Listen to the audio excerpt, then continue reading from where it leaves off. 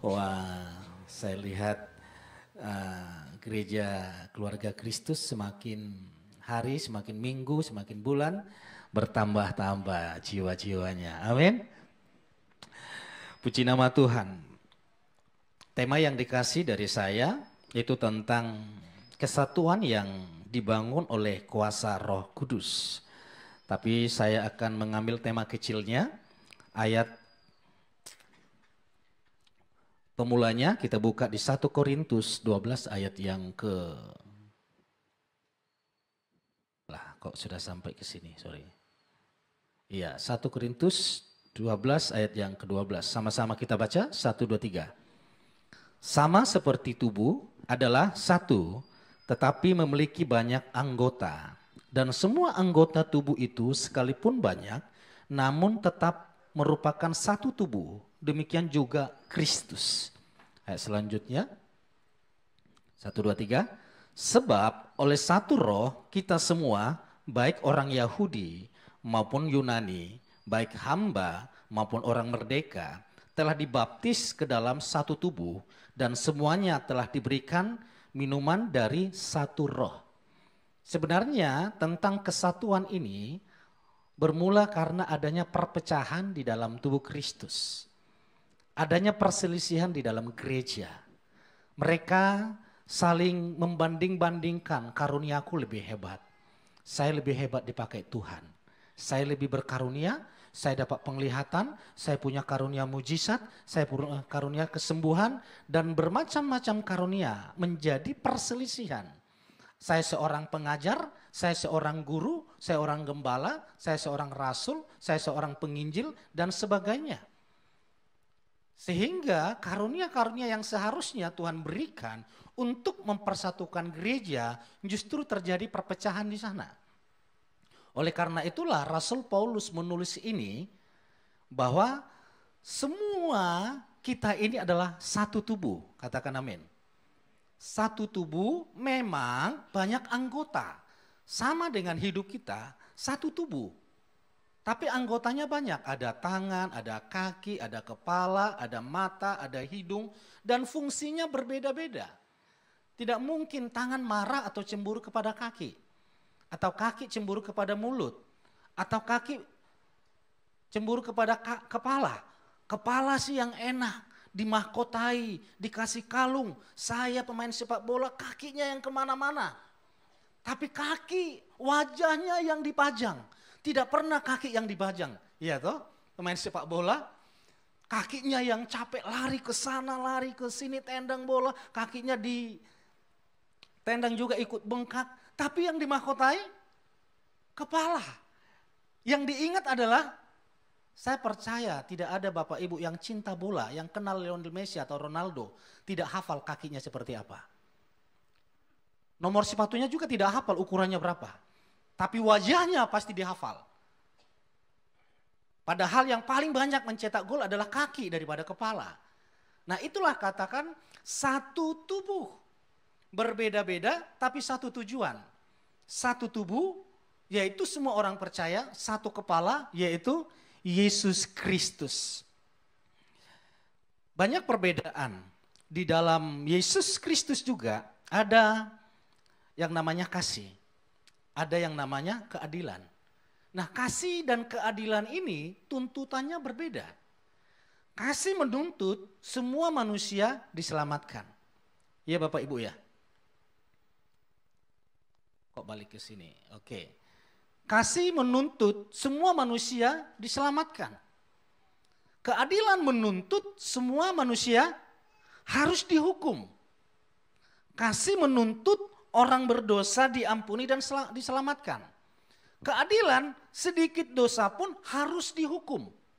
Karena surga itu kudus, maka dosa yang sedikit pun tidak boleh masuk ke surga. Harus dihukum. Nah ini seolah-olah Tuhan dilema. Bagaimana mempersatukan kasih dengan keadilan? Jika Tuhan mengampuni manusia yang berdosa, maka dia bukanlah Tuhan yang adil. Jika Tuhan menghukum manusia yang berdosa, maka dia bukanlah Tuhan yang kasih. Seolah-olah di surga pun ada peperangan antara keadilan dan kasih. Tapi sekali lagi, karena kita sudah berbicara tentang kesatuan, maka itu dapat dipertemukan, dapat dipersatukan dengan namanya salib Yesus. Berbicara tentang salib Yesus, keadilan telah ditimpahkan di tubuh Yesus. Jadi jika Bapak Ibu melihat salib Yesus dulu, saya memandang ini ya, waduh kasihan Tuhan Yesus kalau kenapa disalib ya. Aduh Tuhan disalib. Nah sekarang Bapak Ibu coba tolong dijawab. Seandainya Bapak Ibu berada di zaman Yesus nih, waktu Yesus disalib. Kira-kira Bapak Ibu akan berusaha menolong Yesus supaya Yesus tidak disalib? Atau berusaha menolong Yesus supaya Yesus disalib? Pilih A, kalau Bapak Ibu semua berada di zaman waktu Yesus disalib. Pilih A, Bapak Ibu menolong Yesus ikut berperan supaya Yesus disalib. Itu A. B, Bapak Ibu berperan supaya Yesus tidak disalib. Satu disalib, satu tidak disalib. Yang bilang A, angkat tangan. Satu, malu-malu Bapak Ibu. Takut bersalah. Kalau jawabannya salah Bapak Ibu, percayalah tidak ada yang masuk neraka. Yang B, tidak disalib, angkat tangan. Yang enggak angkat tangan mau ngapain? Sekali lagi, yang Bapak Ibu yang mau Yesus disalib di sini. A, Yesus harus disalib. B, Yesus pokoknya aku cinta Yesus, Yesus tidak boleh disalib. Itu B, Yesus tidak boleh disalib. Yang A, Yesus harus disalib. Yang berkata Yesus harus disalib. 1, 2, 3, 4, 5, 6, 7, 8, 9, 10, 11, 12. Pemain musik enggak ada? Oke, ada 3 orang. Yang berkata Yesus jangan disalib. Angkat tangan. Semuanya ya? Oke, semuanya. Kalau Yesus tidak disalib, siapa yang mau disalib? Waktu Petrus berkata, Guru, engkau tidak boleh disalib.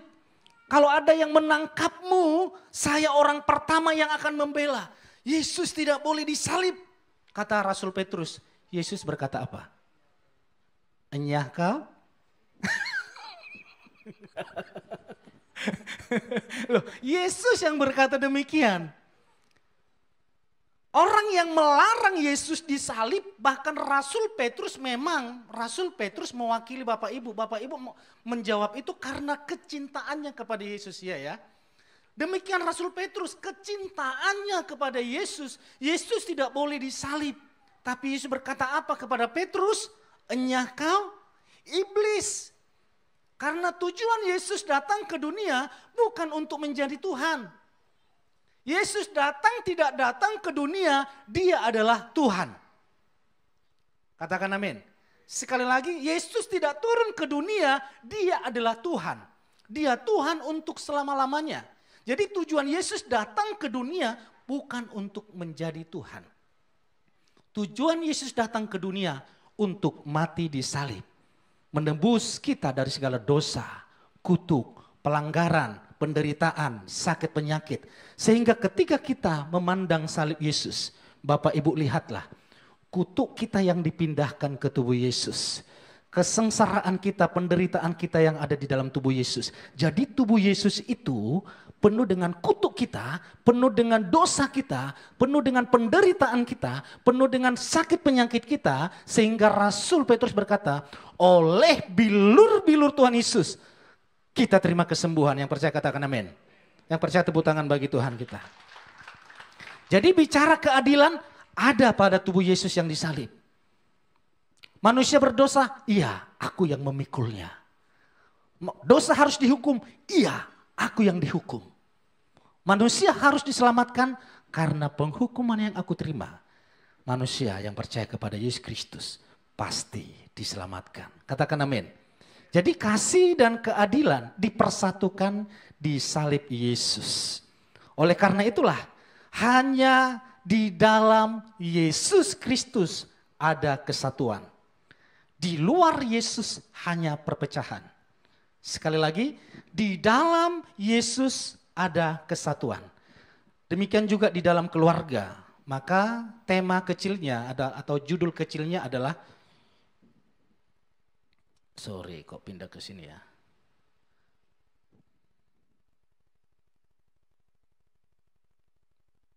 Kok atau ini yang lama ya? Oke, berarti belum diganti yang baru yang saya kasih. Tema kecilnya yang ini Bapak Ibu, kesatuan keluarga. Ingat, untuk keluarga itu bersatu, yang menjadi kepalanya adalah Yesus. Kalau Yesus bukan menjadi kepala, maka hancurlah, berantakanlah rumah tangga itu. Dan lihat Bapak Ibu, kesatuan keluarga itu ditentukan oleh keluarga itu sendiri. Bukan Tuhan.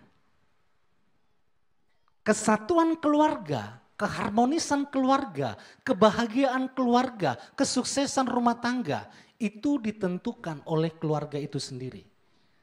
Karena Tuhan sudah memberikan berkat, Tuhan sudah memberikan kuasa, bahkan kepada Adam dan Hawa Tuhan berkata, Adam, saya bacakan, tidak ada di teks, saya bacakan Bapak Ibu ya.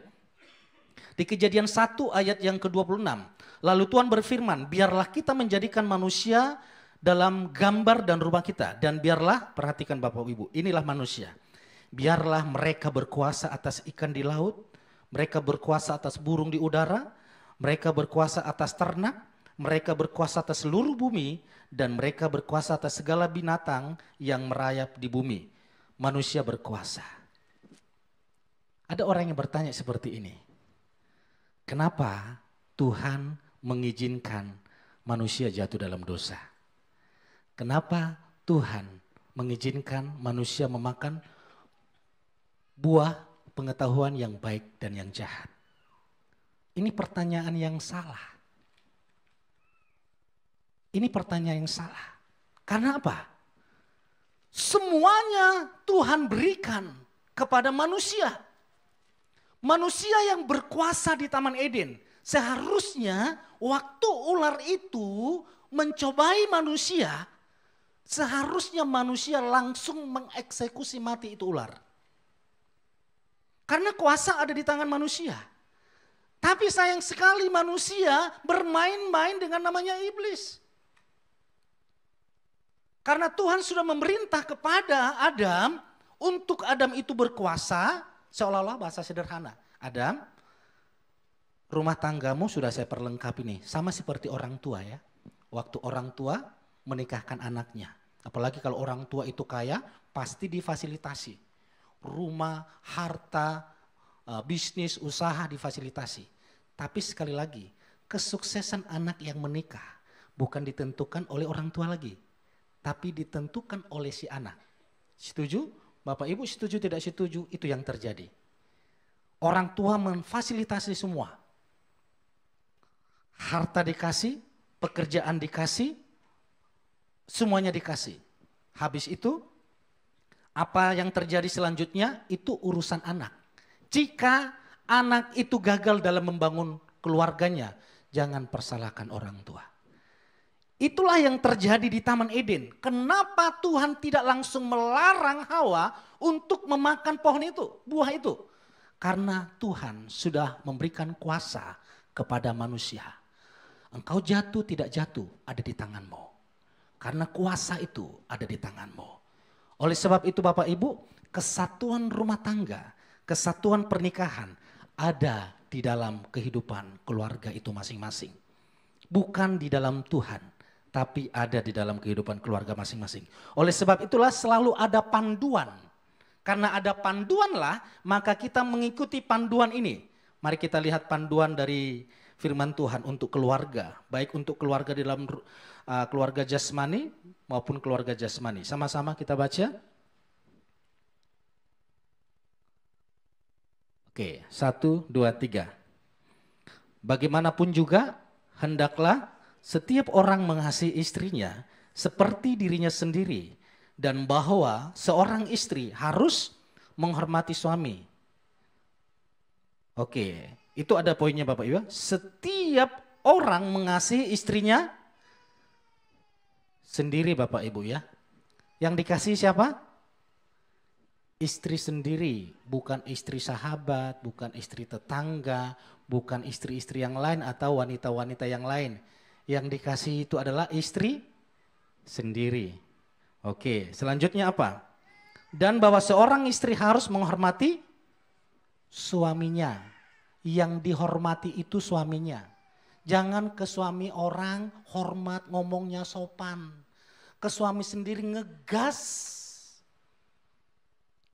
Mau bilang makan juga, papa sudah makan belum? Kenapa belum makan pak? Gitu.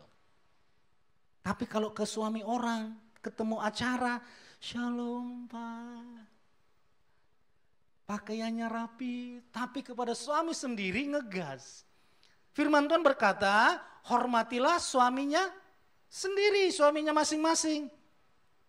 Seharusnya istri itu harus lebih hormat kepada suami daripada gembala. Lebih hormat kepada suami daripada kepada pemimpinnya. Karena ini firman Tuhan. Oke, sekarang minta tolong para suami bacalah ini. Para suami saja Bapak Ibu ya, sama-sama kita baca. 1, 2, 3. Kok para suami enggak bergairah?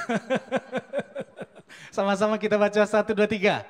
Para suami, kasihilah istrimu masing-masing sebagaimana Kristus mengasihi gereja dan telah menyerahkan dirinya untuk itu, agar dia dapat menguduskan dengan firman setelah membersihkannya dengan permandian air. Terus, supaya dia dapat menampilkan di hadapannya gereja yang cemerlang, yang tidak bercacat atau kerut atau sesuatu serupa itu, yakni gereja yang kudus dan tanpa celah. Demikianlah para suami harus masing-masing seperti, jadi dari pembacaan ini poinnya adalah, berarti belum diganti ya. Bisa diganti enggak ya? Ke Ibu ya? Soalnya gambarnya saya lebih keren gambarnya yang ini. Itu ada jenggotnya. Tapi ini lebih panjang sih. Saya kirim ya ke Ibu Sutin ya. Sorry Bapak Ibu. Saya ini kalau khotbah bermain gambar supaya orang lebih cepat nangkap kalau ada gambarnya. Oke, sudah saya kirim. Jadi dari poin ini, dari ayat yang kita baca, poinnya adalah suami mengasihi istri seperti Kristus mengasihi gereja. Sekali lagi, suami mengasihi istri seperti Kristus mengasihi gereja. Saya baca ayatnya sebelumnya. Para suami, kasihilah istrimu masing-masing sebagaimana Kristus mengasihi gereja yang telah menyerahkan dirinya untuk itu, agar dia dapat menguduskannya dengan firman setelah membersihkan dengan permandian. Bapak Ibu, kita selamat itu murni karena kasih Yesus, katakan amin. Kita selamat itu murni karena pengorbanan Yesus. Kita dikuduskan, bahkan dikatakan kita tak bercacat. Kita sempurna. Siapa yang percaya bahwa ada Roh Kudus di dalamnya? Semua percaya. Sekarang saya mau bertanya, siapa yang percaya bahwa hidupnya tidak berdosa? Turunkan. Ingat, Roh Kudus itu kudus. Tidak ada dosa. Nah, kalau ada Roh Kudus di dalam diri kita,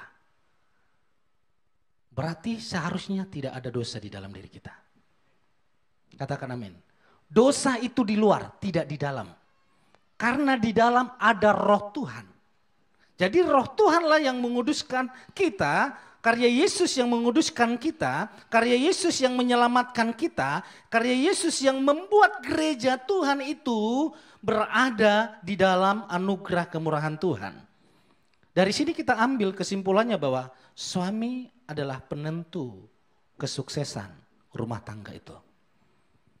Kalau suami sudah tidak bertanggung jawab, maka hancurlah rumah tangga itu. Istri, sehebat apapun istri hanya bisa memperjuangkan, mempertahankan rumah tangga itu supaya tidak hancur, supaya tidak cerai. Tapi yang membuat pernikahan itu bahagia, indah, dinikmati, itu harus suami yang berkorban. Sama seperti Kristus berkorban buat gereja. Karena pengorbanan Kristuslah maka ada pengampunan, sukacita, kebahagiaan untuk gerejanya. Katakan amin. Lihat Bapak Ibu. Waktu di Taman Eden, yang pertama jatuh dalam dosa siapa? Di Taman Eden yang pertama jatuh dalam dosa siapa? Yang menjawab Hawa, angkat tangan. Oke. Yang menjawab Adam.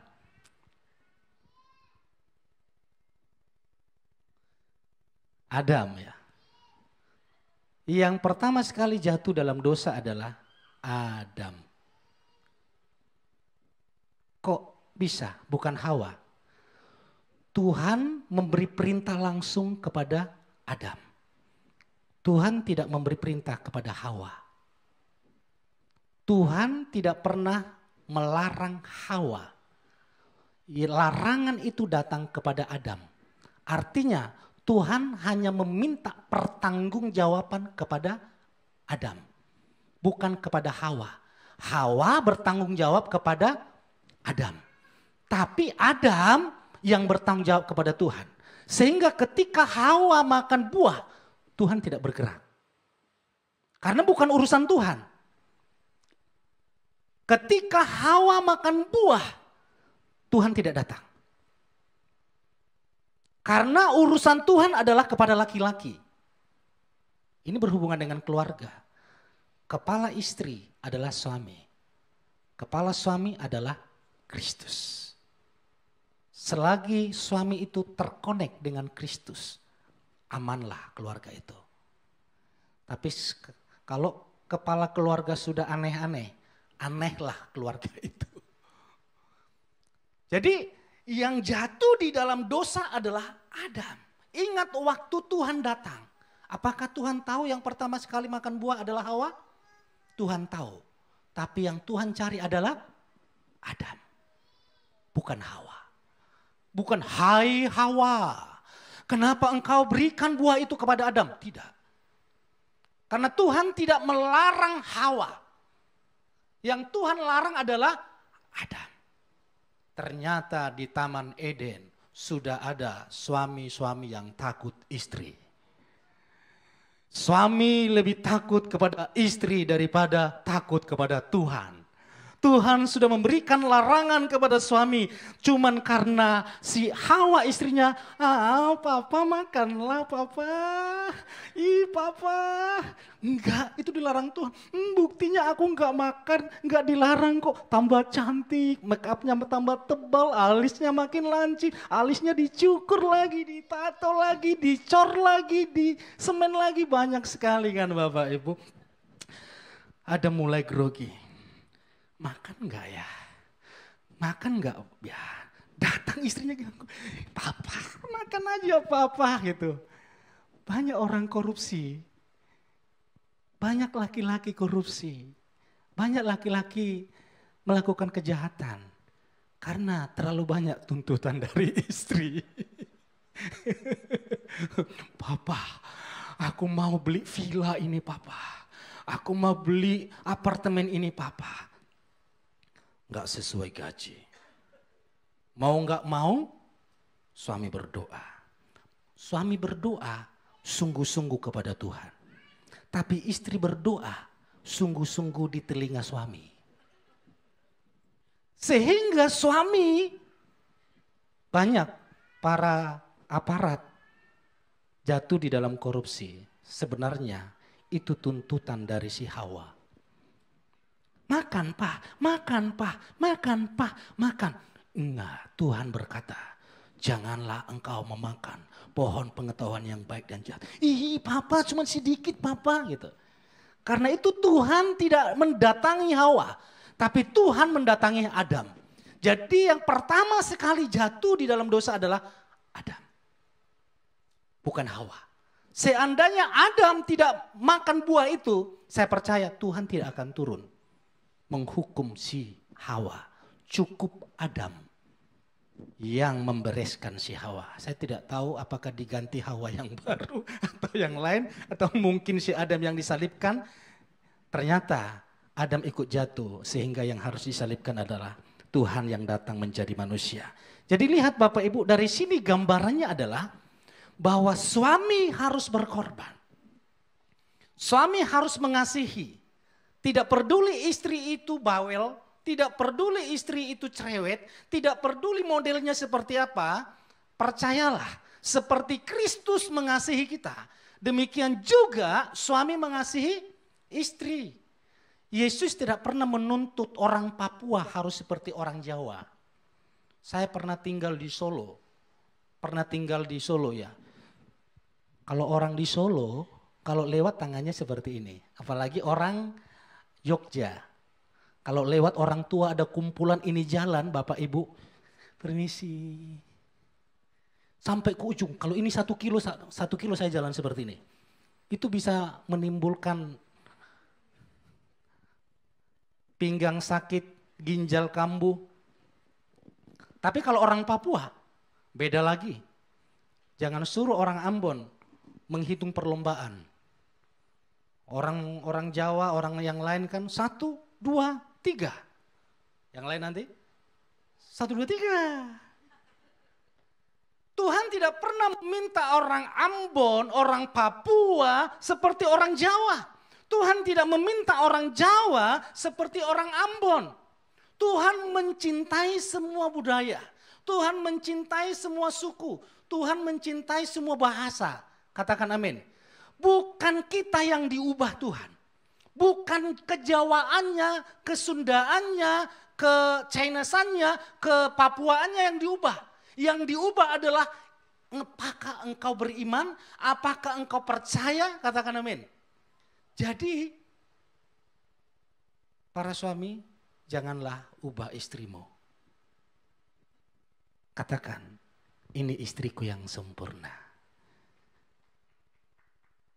Tepuk tangan. Saya pasti yang tepuk tangan duluan itu istri-istri.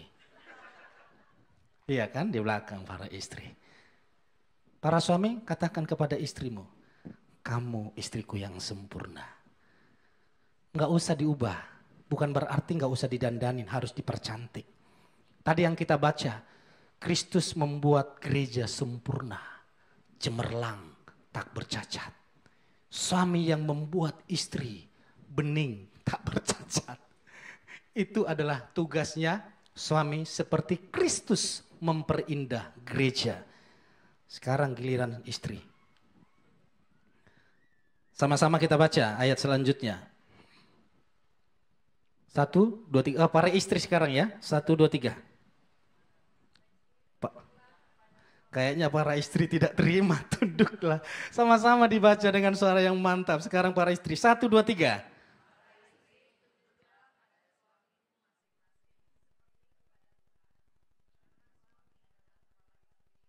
Seperti Kristus.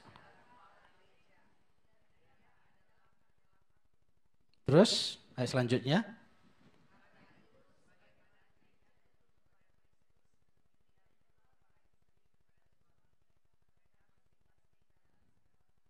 Ayat selanjutnya. Istri tunduk kepada suami seperti gereja tunduk kepada Kristus. Yang diminta Yesus dari jemaat apa sih?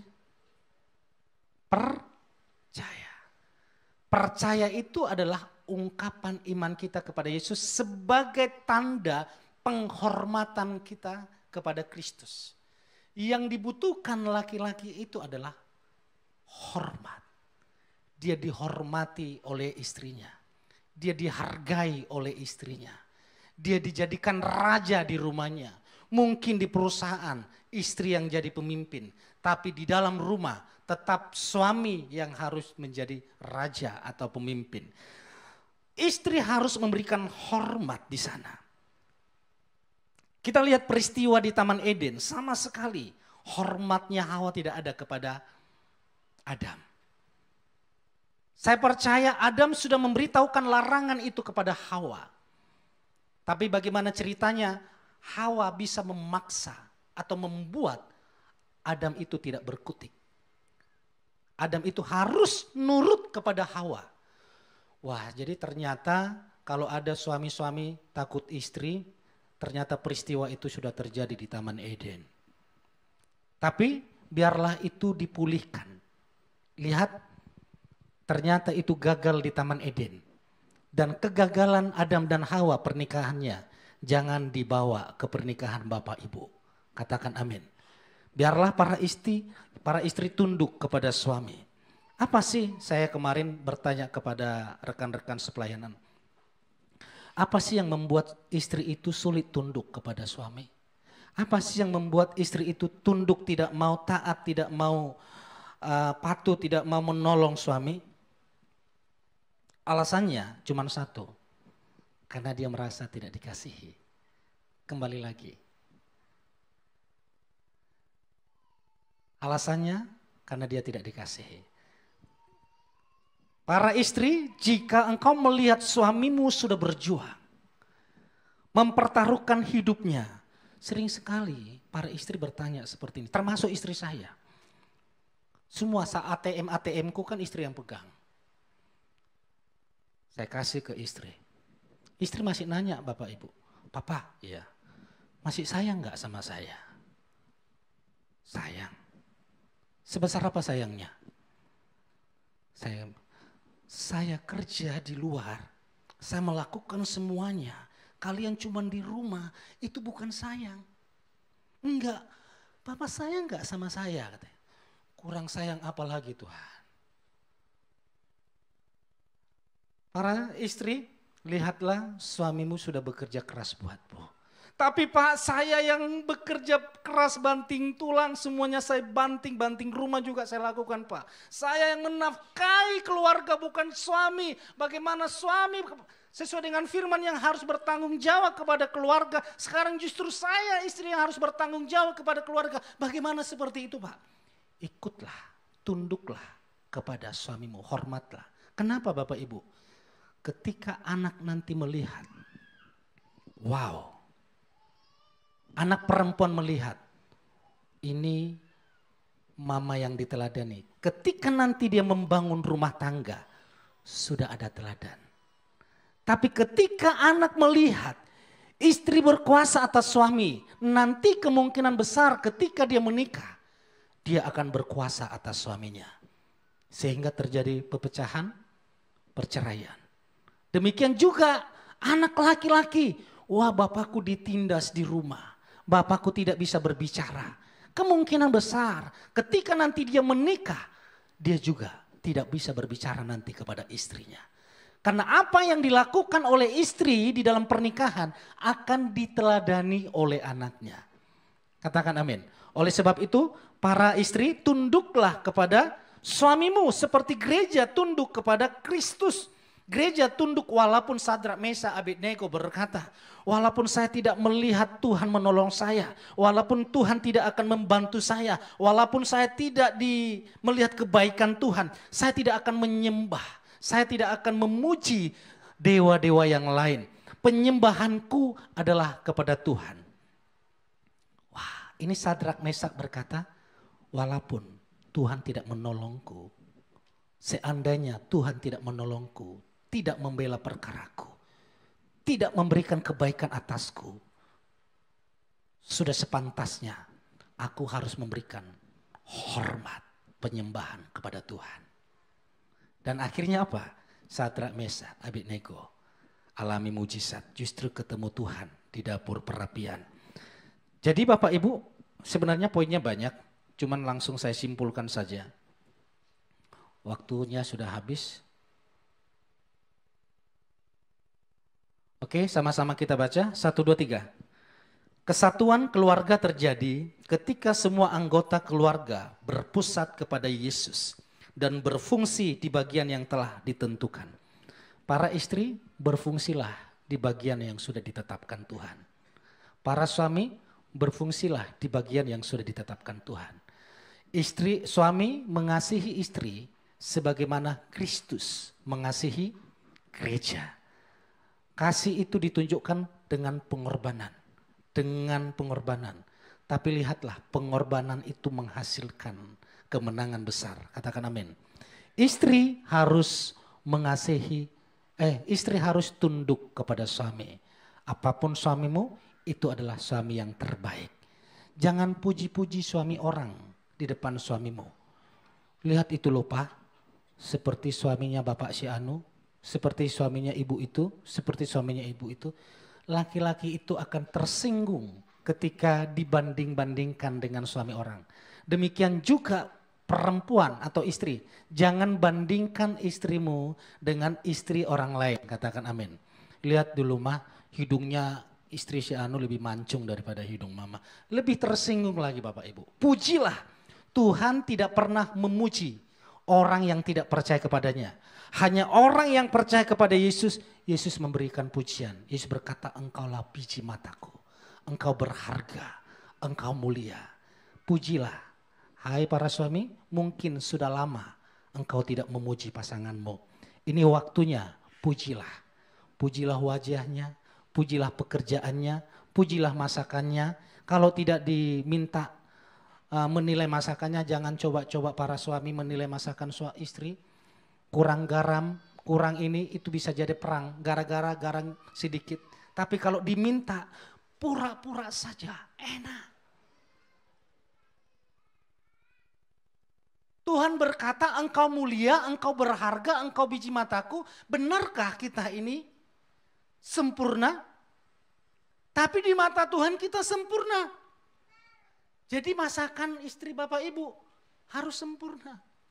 Walaupun kurang garam, kurang cabai, kurang semuanya. Saya kalau ditanya istri, Pak enak enggak? Wih enak, belum dicicip enak. Enak, beneran. Baru saya ngomong. Mau yang asli atau mau palsu? Jujur dulu kan, jujur dulu. Mau yang asli deh, mau yang asli. Kurang garam, kurang ini, kurang ini. Katanya kemarin enak, kan salah lagi. Kan disuruh nilai salah lagi. Jadi pokoknya istri itu selalu sempurna Bapak Ibu. Jangan bandingkan. Karena apa? Itulah pasanganmu yang sempurna. Itulah istrimu yang sempurna, itulah suamimu yang sempurna.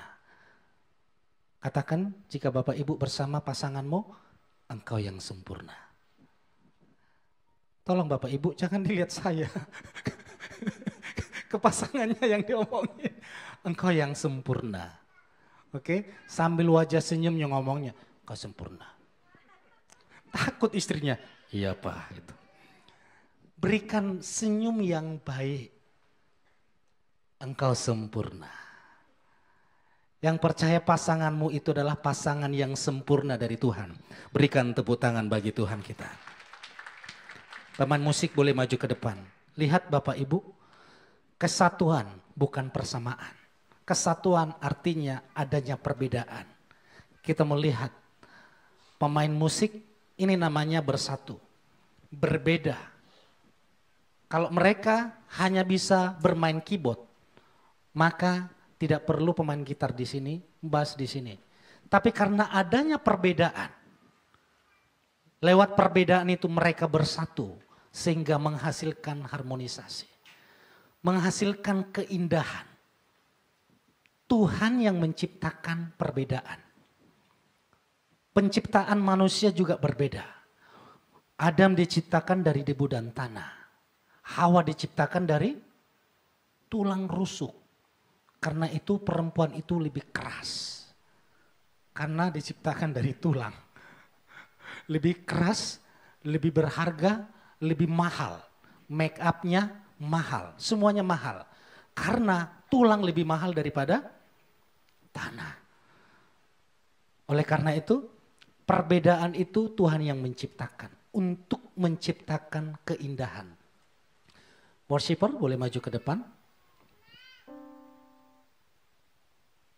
Dari D.